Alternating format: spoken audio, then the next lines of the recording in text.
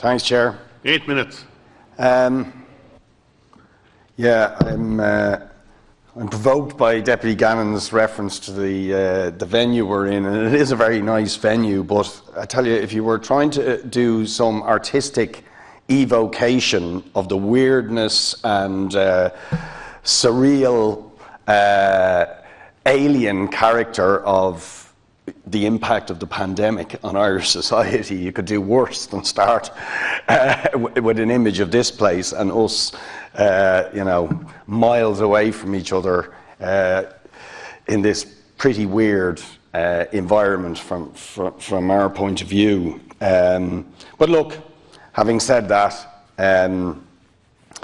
it's better that democracy continues to function, even if in a slightly weird environment. And I think it is indeed democracy in the broadest sense that has produced the additional 25 million funding for the arts, and that was as a result of the agitation of the arts and cultural community making their voices heard, and those voices then being expressed in a Dáil debate and in the COVID-19 committee. And it is a tribute to the National Campaign for the Arts and many of the arts workers and the crew and groups like EPIC and many others who have made their voices heard and reminded us about the value and importance of arts, which we have seen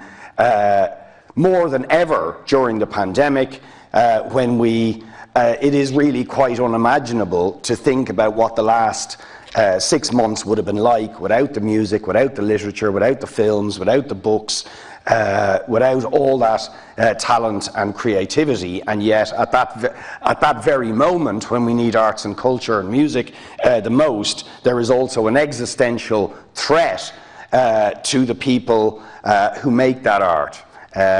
Both the artists and the performers, but also the crew that stand behind them that make those productions happen.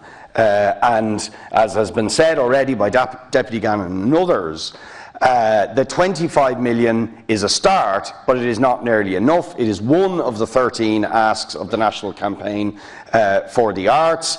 It doesn't really touch the crew in live music and entertainment at all. And they need commitments that there is going to be additional support and funding for all of those who produce the music, the live entertainment, the art and the culture. And the key demand that unites all of them is the appeal that the income supports will continue until there is a full recovery, something for which there's no foreseeable sort of moment of recovery at the moment for music, live entertainment, the arts, the theatres, the gigs. We just have no idea when that's going to happen, but the government need to sustain those crew, those skills, those artists and those performers, and critical to doing that is continuing in some form an income subsidy. Maybe not an unemployment payment, actually.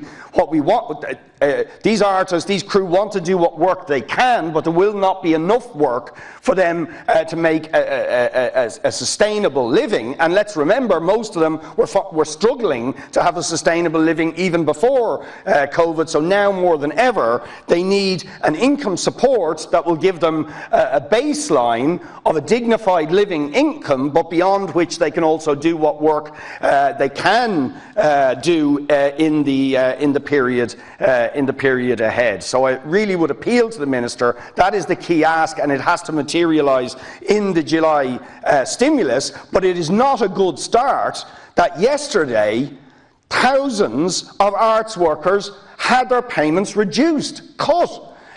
Really kicking people when they're down, rather than supporting them when they need that support. So that is not a good start, and many musicians and artists were hit in their incomes because the way in which The PUP payment was cut, failed to take into account the episodic, precarious nature of the employment of many of those in arts, culture and entertainment, and therefore they have seen their incomes cut, many of them yesterday, but they have there's no alternative for them in terms of being able to go out and simply make work for themselves to increase that income, to improve their income status. So how are they going to pay the bills? How are they going to pay the rent? How are they going to pay the childcare? They simply don't have the money, and the government has made it worse by cutting the payment yesterday. So we need those income supports to be restored and maintained until the arts, entertainment, music sectors recover, as well as additional supports to that. Now, I want to conclude on the reference to the Irish Film Workers Association. I think this is very important, many of whom live literally around the corner on Sheriff Street, who came into the Oireachtas Committee on Arts 2 years ago, and most of them have been blacklisted since because they raised issues about health and safety, about paying conditions, about direct employment in the film industry, and because of all that, many of them have not worked in the film industry since. And you see, there is a big difference if you look at film and all the other areas that you're supporting in these estimates. When we give money to galleries, to museums, to theatres, people get jobs, right? They get actual jobs. And most of those people during the period of the last 6 months would have been on the wage subsidy scheme. As the government said, what the government's policy was to give the wage subsidy scheme in order to maintain the relationship between employer and employee. So in the museums, there are employees. In the theatres, there are employees. But in the film industry, there's no employees. There's just producers who get between the money you give to Screen Ireland, 20 million, and the money in Section 481, 100 million, but nobody has a job. And everybody who was working in Ardmore, in Troy, in Ashford and so on March the 12th were sacked. They weren't put on the wage subsidy scheme, they were just sacked.